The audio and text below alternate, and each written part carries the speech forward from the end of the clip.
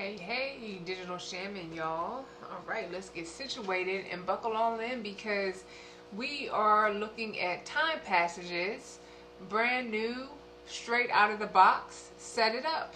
So I'm going to go ahead and input my information.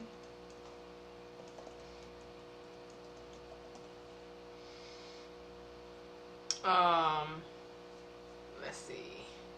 Actually, no, we're going to have some fun today. I'm going to use a family member's chart. With this student, I'm going to put all the details. Actually, you know what? We use a Capricorn chart. We have a lot of Capricorns. I'm actually Christmas Day, but let's do the 28th and pick a random year. All right. So pretty straightforward at this point. Put in your time. And we're just going to spin the wheel like it's Price is Right. And if you don't have your birth time, I like where they provide a little switch. So you could just use a simple sunrise chart. And if you're new with creating, so essentially what Time Passages is walking you through is the creation of the natal, aka the birth chart.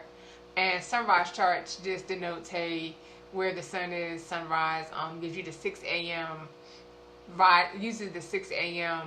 birth time to derive the ascendant. So you have to take those type of charts loose, like meaning the houses may not line up. That's why having the accurate birth time is important. So actually I'll just keep it a sunrise chart, and Time Passages is pretty dope because they give you the option to pick your house system. You get a house system. You get, let's see, whole sign, Placidus, equal house, natural. I don't know all of these. Actually,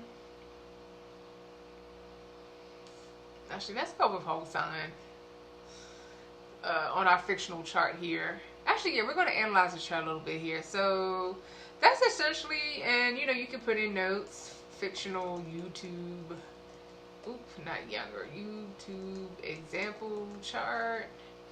I'm going to have some notes, but that's essentially how you just create a new profile in Time Passages. So making sure we didn't tap advanced options. Oh, that's if you feel you have to play around with, depending on where you're born. Some of y'all may have to jury rig some of the time zone stuff. So it's good. It helps you build in some granularity. So we're going to go ahead and hit done. And here we are looking at our chart. And if any of y'all kind of wondering, why do the videos look like this? I'm on iPad, and unfortunately, a lot of developers, spiritual app developers, do not develop to full screen iPads. So I really would like to see that in the future Time Passages. So once you put your chart in, you get your information, you get a high level overview of your information. It verifies your birth date. You get your sun sign here as a Capricorn, and we end up having, we have a spicy Capricorn because they have a Leo moon, which is probably definitely tempered down by Capricorn rising. Because rising is the face, that's the you that you show to others before they get to meet your sun sign. That's how I like to tell people. I really feel like the order is ascendant, moon sign. Every day from a day-to-day level, we're our moon sign. So people are probably like, yo, what's up with this super reserved person that's like a diva on a day-to-day? But they're very ambitious. And Capricorn and Leo go well together. And the best example, and I'm like, I don't want to go into analyzing the chart because this is about the app. That's the astrologer in me, y'all. Michelle Obama and President Obama. Michelle Obama, that's my girl, that's my Capricorn sis. She's the Capricorn, and President Obama is the Leo. Think about it, his charm. And they're both what, Harvard grads, but the ambition and the charm, like this person's going places. But actually, let's look at the rest of the chart. I just can't help it now. Let's look at the rest of the chart. Oh man, sun in first house. Actually, the sun in first house is going to amplify that Capricorn. And you kind of see, actually, what I just tapped. So we went right into my chart. I'm sorry, y'all. I got so excited. So once you put in your information, you get your summary up here, then go into my chart, and it spits out the natal chart view of when you were born. This is how it looks, and this inner circle is Earth, like the vantage point.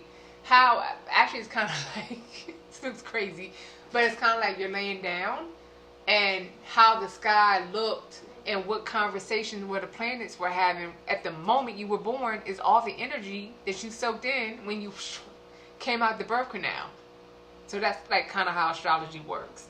So let's look at our fictional diva Capricorn to see what they have going on. And essentially, like I said, Time Passages, like, it walks you straight through everything you need to know to be able to gather. And this video, again, is just all about putting in your information and looking at your natal chart, what is important. So you get the full chart view, which allows you to see your ascendant, and that matches up to the Capricorn right here. That's the ascendant. Anyway, for those who may be still new to astrology, it's right before the first house and after the 12th house. That's the ascendant. So at the chart view, what you really want to look to see is, okay, what planets live in, what houses contains the planets? Because that's really, the secret sauce of you gets unlocked more when you kind of see where the trends and the energies all kind of like scatter and manifest. So we kind of see, you can just literally visually look at it. Like, we see 3 things here, 3 things there, 3 things here, 1 thing there, and actually there's a pattern, like it's a little bit of a bowl pattern. You have a lot of planets scattered, and then 2 here, almost like a tail. So anyone who's new to astrology, it's overwhelming. All of spirituality, chakras, you throw any ologies, it's overwhelming. So I always have to tell my students is look for the patterns, look for the trends. So what jumps out to me is, and in the case of you're reading your birth and your natal chart, is that's all about you, and that's the first house. So let's investigate the first house, and we see the Capricorn sun lives there, so that brightens the first house. The first house is the body. I have sun in first house, and I have an autoimmune issue, but I actually have a pretty good high constitution and health vitality. Sun in first house enhances that. A lot of my relatives have that. And and y'all can kind of see, as it may come off in the videos. I mean, this is the ring. This is the ring light, not the literal sun in the first house. But folks like that have a glowing charisma, and this is really, like I said, pairs up well for this Leo moon. Where's the moon at? Oh my God, not moon in the 8th house. I don't even know what to do. That's a stubborn person, though. That's a different thing about that. You got that hot Leo moon in the Scorpio house. Yeah, I'm not touching that. Let's go back to this lesson, and then we're gonna go more into the app. So what I would pay attention to, my God, is the Capricorn sun in the first house, and we have another planet. So what are we looking at? Because that is actually Venus. And let me tell you the trick that I use, because Venus, and look, Mercury has the little hat. Because Mercury's in school. Mercury has the, think about it, y'all. Look, we're getting deep. When you graduate, you wear the little cap on your head. Just like Mercury wears a little cap. Because it's very easy to confuse those 2 symbols. So let's move on, and let me show you how you connect the chart to this next tab here of planets, because we have 1, 2, 3, and this is a special symbol, so let's just disregard that to keep this video to the basic level. Let's move into planets. So we should be able to see, like we said, sun, first house. We saw that in the chart, sun, first house. So the next thing, and we're selectively looking here, and I talked about that, moon in 8th house. Let's just keep going here. Venus in Capricorn, first house. So this person, this is, see, man, alright, I gotta turn off the astrologer. Come on now, astrologers, like, get into this chart. Venus and the sun in first house, that's a personality. but Capricorn's very restricted. And see, for me, I'm a Capricorn, but I have Sagittarius rising and moon all in the first house, so I understand this person. But I don't have my moon in the 8th house. That's it. That's intense. That's intense. But Venus in first house can give a nice disposition to lighten it up. So when you're in the planet tab, this is now where you get the breakdown of everything that you saw scattered out. Let's look at another example here. So this is an intense placement. Actually, this is a very, every time I read this chart, so this actually is going to tighten up some of this craziness. Because we have Saturn, what's the degree of the, their rising? I can't tell. Oh, you know what? I'm using a different house system. Maybe that's throwing me off. Actually, let's look at this. So let's actually jump ahead to the aspects, because what I'm going to be looking to see. And aspects are, you see all these lines?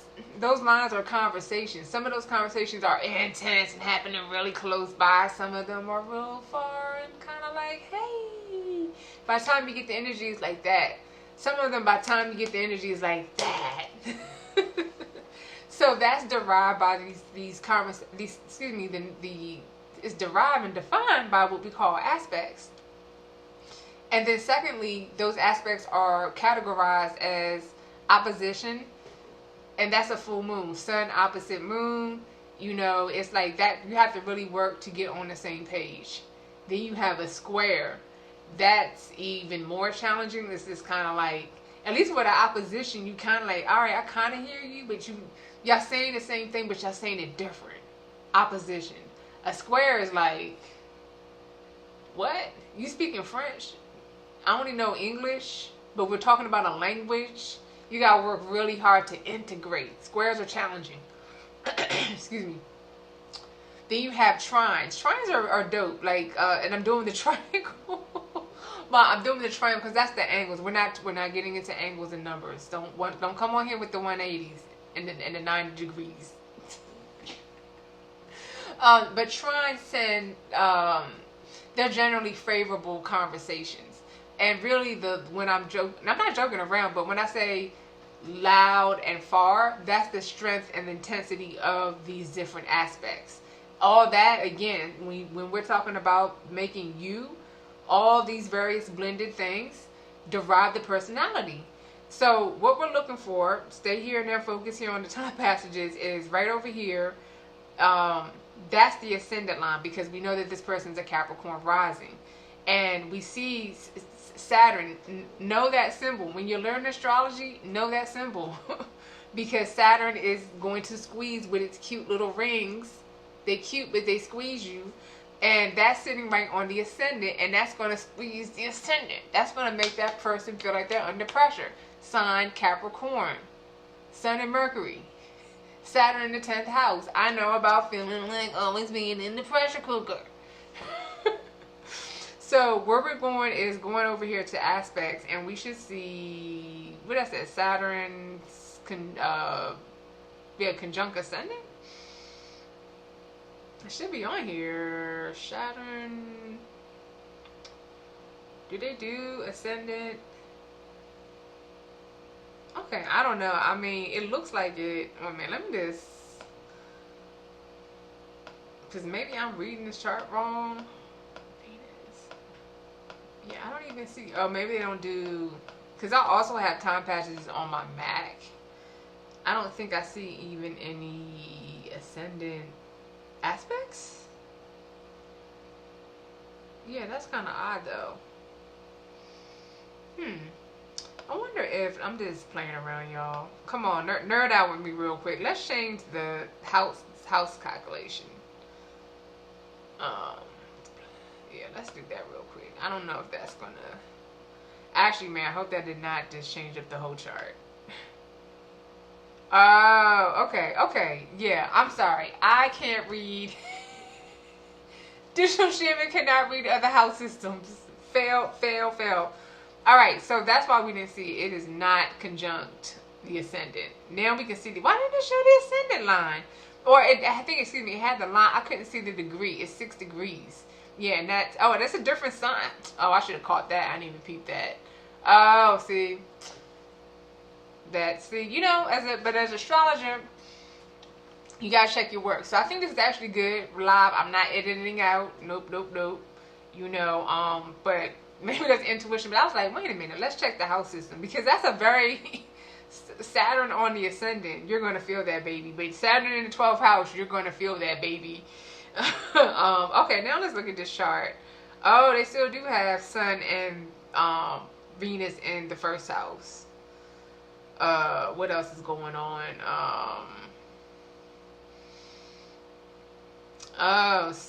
Moon in the 7th. Okay. Oh my God, then Pluto in the 8th. This person has some wild. Okay, Pluto and Uranus in the 8th. Neptune. Oh, actually, that Neptune in the 10th may mellow them out a lot. A lot. Oh man, I want to hear y'all cackling in the comments, because I can't be the only one waiting there. Where is the Mars at? Oh, in the 4th house? But in Taurus? That might make them a little. Actually, that might mellow them out too. That's a lazy in the house placement. Or that could be, I'm not leaning on Tauruses, but that could be many luxury houses to feed the family. I don't know. That's, let me stop getting into let's go back here to aspects. So what you want to do is look at with the strong and the medium and the weaker, because that goes back to what I was telling you about the intensity of those conversations, all those different lines you see in the chart. So we focus on pretty much strong, and I don't really go into aspects past like 6 or 7 degrees. So let's focus on the strong, and it'll tell you like this is a tight. What is it? It's a sextile, okay, but it's 0.2. So that means intensity. So I'll try to explain. I just got to give you more examples. All right, so now we have, and this is a trine. So a sextile is actually less intense than a trine, but it's still a favorable conversation. A trine is a stronger favorable conversation, and maybe sometimes imagine wiring hooking, the thickness of it.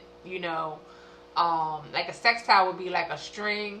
A trine would be much stronger and much more of a louder conduit with the sun. So now let's actually go with this analogy. The sun and Pluto are having a trinity conversation to the strength and intensity of 2.2. So the way you want to kind of think of it, it goes from 0 to, let's just say 10. Let's keep it simple, 0 to 10.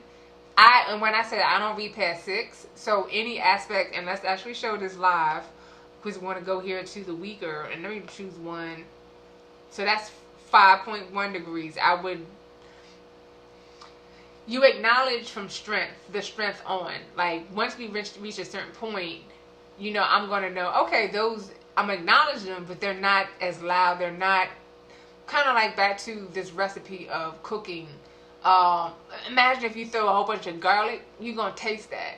Like if you put bay leaf or what's other spice, okay, you're in the pot, but I'm not tasting you. So hope y'all are jiving with the cooking analogy. So let's try. See, look, 6.3. But also, what I would look at, okay, this is Mars opposite Jupiter. So if it's like trines and sextiles and they're far out past 6 or 7 or 8, I'm like, okay, man. But this 6 is okay. That's something, and we're talking about Mars. So Mars is going to already add an intensity, even though it's to me a mid-degree aspect conversation, and it's Mars opposite Jupiter. So that to me could be challenges with abundance. Like, are you aggressive about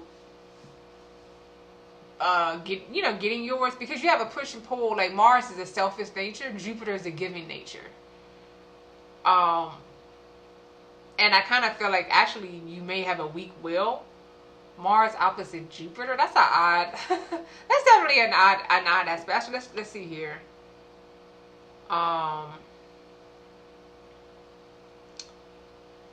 Let's see, a tendency to push it and take chances to gamble. Oh, I can see that. Oh, let me find out. Mars may make Jupiter reckless, independent. What did I say? Restless, impulsive. Oh, rash decision. Oh, this is overrunning your luck. Because Mars is aggressive, Jupiter's lucky, and remember opposite. They're kind of saying the same thing, and the same thing they're having is like, yeah, let's go for it. Yes, Mars is always going to be going for it, and Jupiter's going to go for it because Jupiter feels lucky, and then Mars is like, yeah, man, and then why is it not working out? And then you're going to get angry. This is how astrology works, though. Yeah, so let me see if there's here's a good one. Exactly. Now this is a good one because it's moon, and moon aspects matter, and there's a big planet here, moon. Oh, in weak conjunction with Uranus. Yeah, I'm gonna acknowledge this one, but kind of like extra flicks of something in the recipe, because I might imagine like Uranus is going to have you being a little quirky. Right there, eccentric personality. But like they said, it's a weak conjunction, 11 degrees. So this is how I will remedy this. I'm going to look at the planets that Moon and Uranus live in. So we're going to go back to the chart.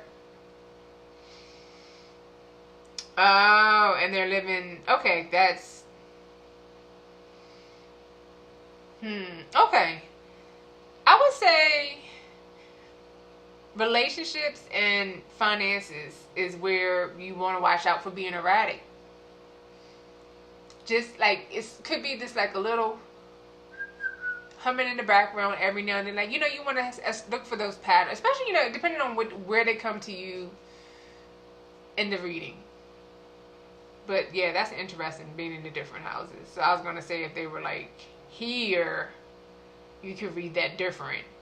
And actually, let's look at that, and then we're going to close this video because I don't know how long I've been talking.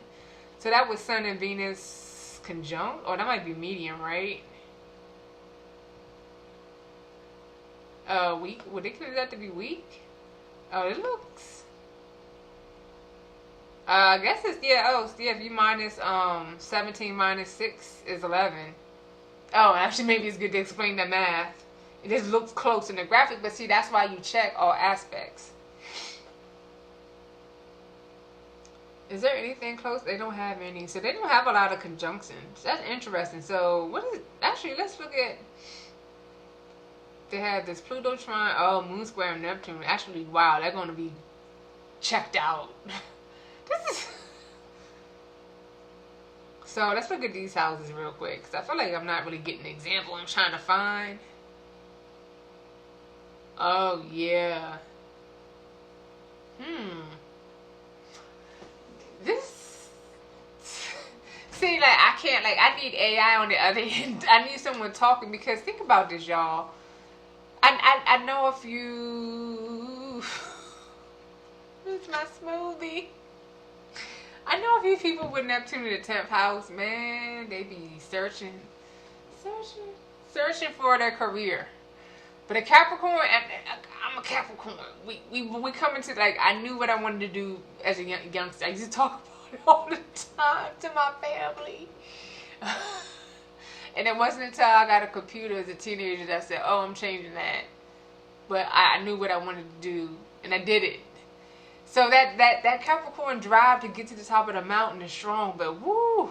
Remember I said I had Saturn in my birth chart in the 10th house? That strengthens the 10th house. They have Neptune there. Is it Jupiter? Actually, it's right on the line too, but I'm going to read it in the 10th house. Actually, let's read about that. All right, because we didn't show this example. Because this is going to give them abundance. Many opportunities, despite the Capricorn, the Neptune, making it be a lazy man. Or hopefully they work more. They're like this person actually with that Leo moon, they should pursue the arts, singing, creative, painting, dancing, entertainment. That's what I would recommend. Like, go hard in that. Don't try to be an accountant. Don't do that. Do they even have any earth? Let me see what's going on. Oh, they have it. Okay, even though the house is looking wild, they have a lot of Earth, and that Mars and Taurus actually, you know what? Yeah, they're gonna be quietly going about their business. I know some Mars and Taurus people too. They don't talk about it, but you be like, wait a minute, they be over there. Let me just go on. Let me see what else stands out about this chart.